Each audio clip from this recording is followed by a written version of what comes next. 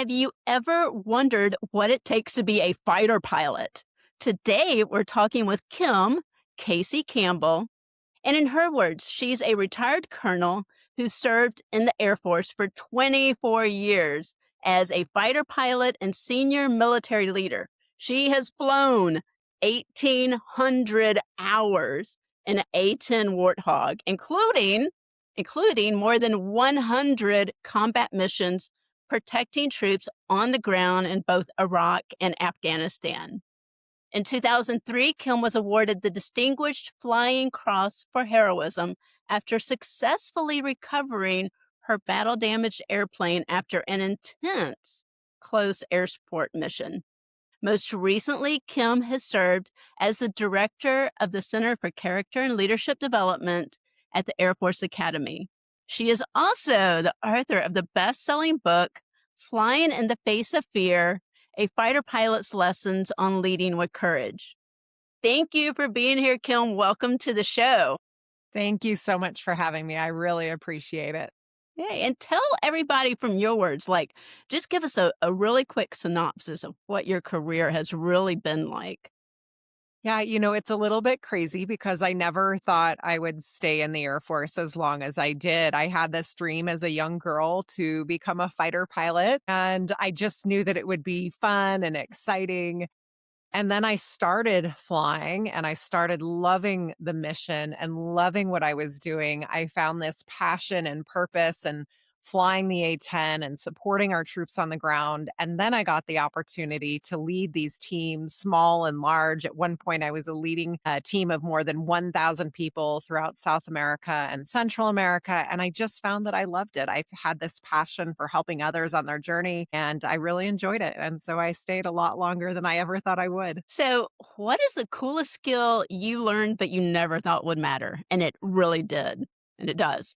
Yeah. So this might sound a little surprising coming from a fighter pilot, but the best skill I ever learned was how to overcome motion sickness. I mean, as a kid, I got sick in the car, I got sick on carnival rides, I had air sickness issues. So getting over motion sickness, best skill I learned because obviously it helped me in this career that I had of flying airplanes for 20 plus years. And I can imagine with you being in air combat, you were doing what they do on, we've got to reference this because everybody knows it, Of course. Top Gun. So Yeah. you were doing all of that, weren't you? Yeah. And I think the reality is with many things, the more you do it, the more you practice, the more, in this case, with motion sickness and air sickness, my body adjusted and I learned how to get through some really hard times when I wasn't feeling great, focusing on this mission and job that I really wanted to do and kind of push past the hard part so that I could get to do the job that I love. Here's a question for you because I know you do a lot of speaking engagements, and I know you're out there in front of the public and you're handing your business card to people or your books. And just say you have someone who looks at you and goes, well, describe yourself with 3 words so that when I pick up this card from this huge pile that I have, I remember exactly who you are. What 3 words would you use to describe yourself? I would say that I'm hardworking, determined, and resilient. I love those. I use some of the same words. They're pretty similar, but I think they individually, they don't share enough of the story. I think all three together really define a little bit for me what's Yeah. behind the resume, what's behind all the flashy, I don't know, all the good things that we put on our Yeah. resume. There's a lot more behind it. Yeah, there's a lot of hard work there that people don't see.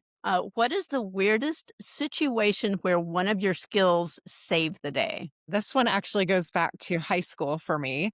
I ran cross country in high school, which I absolutely loved. I love running. And this was our, I think, conference finals. So a big race. And we race in a park in San Jose, California, where I grew up. And the start of the race is everyone is all packed into this essentially like a parking lot. So big open space, but everyone is kind of packed in here for us to get started. And then the gun sounds and everybody wants to race to get out in front because once everything condenses, now we're on these single track trails. And the gun sounds that day and everything's normal. I've got this plan to go race out in front. And the next thing I know, another runner had accidentally stepped on the back of my shoe, which you can imagine, and it came off in the middle of this race, in the middle of the finals. And I am just, my mind is racing as fast as I can of like, what do I do? Do I stop and put my shoe back on, which I can't even see because there's this mass of runners, or do I just keep running? I had this split second thought and I was like, well, I can't stop because then I'll be at the back. So I'm just going to keep running. So I ran 3 miles without a shoe on. I didn't win the race. I mean, let's be honest, trying to run trails Yeah. without a shoe in 3 miles was a lot, but I think I proved to everyone, my coach, my parents, how determined I was, um, to go out and do the best that I could and face a little bit of resilience along the way. What has helped you more, learning how to talk, listen, or recover after messing up? This one is a little bit hard for me because I think it is important that we speak up for ourselves and advocate for ourselves. So there's the talk piece. I think it's important to listen, especially if you're leading a team, being able to listen to others, listen to their ideas. But the thing that has helped me most is being able to recover from mistakes because the reality is, despite how much we would like to be perfect, perfectionism is not, well, it may be a thing and that's something that we want. But the reality is, we're going to make mistakes on our journey. We are going to do things that are incorrect and we have to be able to get back up again. I learned that more than anything at pilot training because there was no perfect flight. There was no perfect ride. You were going to make mistakes. And the reality was the instructors were watching you to see how you Yeah. responded in that moment. It wasn't the mistake. It was, could you get back up again? Could you recover, learn from it, don't do it again, but then move on? And that segues perfectly into um, my next question for you. Because in the terms books, the girls are always trying and failing and trying again. Aunt Loxley gets them back up by their bootstraps and they keep going. Ray, who is one of Addie's best friends, is getting her glider pilot certification. So in book number 6, The Gravity of Choice, she is out there getting ready to try to solo and has to make this instant decision to save herself and the glider because of a thermal. Now, what is something that has happened to you that some might say was a failure, but it really trained you for success? Yeah, this happened very early in my career. Like I said, I had this dream as a little girl to become a pilot. And my surest way to get there was for me to go to the Air Force Academy. And so I did everything in school. I mean, I worked hard, I studied, I got good grades, I played sports, I started flying. I did all of these things. I eventually soloed an airplane as well. So I felt like I checked every box. Mhm. And I waited every day after school. I would go to the mailbox to wait for this, what I was hoping was an acceptance letter to the Air Force Academy. And finally, the day came. I go to the mailbox. There's an envelope there. It's got the blue logos for the Air Force Academy. And I rip it open and it says, I regret to inform you. It was not an acceptance letter, it was a rejection letter. And that hurt. I mean, I was devastated. It was everything that I had worked for, tried so hard, and it essentially said that I wasn't good enough. I mean, that's my determination from it. And I think in that moment, I had a decision to make. I could step forward and keep pushing on this dream, or I could step back and quit. I chose to step forward. I wrote the Air Force Academy a letter every week, letting them know what I had done to improve, whether it was more push ups, pull ups, sit ups, an A on a test, you name it, I wrote them every single week. And then finally, in June of my senior year in high school, I finally got the long awaited acceptance letter, which, my hard work, that persistence, the resilience, it all paid off. And I used that rejection for me, that failure as motivation. And I would later go on to become the number one graduate in the Military Order of Merit and lead the entire cadet wing, all 4,000 cadets as the cadet wing commander.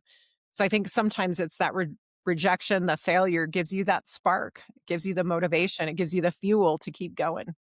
Makes you stronger. That's an Absolutely. amazing story. Absolutely. Girls, write down notes right now, okay? You need to listen to her. What is one small thing a kid could practice this week that would help them later? All right. So this one for me is the fighter pilot debrief, right? I'm a Mhm. fighter pilot. I flew Yep. A-10s for 20 plus years. And the one thing that we do after every mission is we debrief. And that means that we talk about what we did well because we want to repeat it. But we also drill down into the mistakes that we made. What was the root cause of that mistake? What lessons did we learn? And then what will Mhm. we do differently next time? I think this applies to sports, it applies to school, it applies to so many things in life, even personal conversations with our friends, with our parents, with our family. I think if we can do just a quick little debrief afterwards and really think through how did that go? What did we do well? And what are we going to do differently? What are we going to do better next time? I have that conversation with every single one of my military friends after we do something together, and I love that as a wrap up to a project because it really does help you It's in been so so many. helpful for so Yeah. many things in life for me, especially when we make mistakes, right? Especially when we fail, because we can be pretty hard on ourselves and critique ourselves. And there's a point where it's not productive. We have to Yeah. really look at the core of why we made the mistake and then let's learn from it. Let's move on. How to get better. Yeah. Yeah, absolutely. Okay. Last question for you. What are 5 skills that you use every day? Yes, there are so many skills that I like, and so many of them come, from flying. So, the first one for me is prioritization because we can get overwhelmed by all the things that we have to do. I love checklists. I will make checklists. It's a pilot thing, obviously, for me, but I love to write a checklist and just prioritize for me what's most important. Where can I best spend my time? And then preparation. I'm a big I believe that preparation gives us competence, which then leads to confidence. So it's doing the work. It's that hard work. It's really thinking through things, doing, studying, practicing all those things that you need to be successful. But I do believe that preparation, putting in the work, anytime I feel nervous about something, I go back to put in the work. I'm also a believer in skill number 3 would be planning for contingencies because I think that in life things aren't gonna go the way we want all the time, and so just thinking through a little bit, what are the things that could go wrong? And most importantly, it's not just fretting about the things that go wrong, it's how are we going to react if they don't go exactly like we want them to? And I think that's just helped give me, again, confidence to move forward when things get hard. The debrief is huge for me. Like I said, I do that every day, probably in everything that I do. I do a quick little debrief at the end of each day. How well did I do about those things that I said that I would do? And then the last one for me, I think a key skill in anything that we do is clear communication. And we talk in flying about communicating clearly, concisely, correctly. And so that's something that I try to do every day with my kids, with my team. I think it's just a critical skill that we can all work on. And I just want to expand on one thing you said because I am a pilot too and used to fly a lot of my own private airplanes. List. I talk about checklist all the time with all of the girls that I work with. So just really expand on the checklist because I am a true believer in that everything that I do and as I set up any new program, I'm always putting together the checklist. And Yeah. a program doesn't go out unless there's a checklist for everybody. I love a good checklist. I have checklists for a lot of things in life.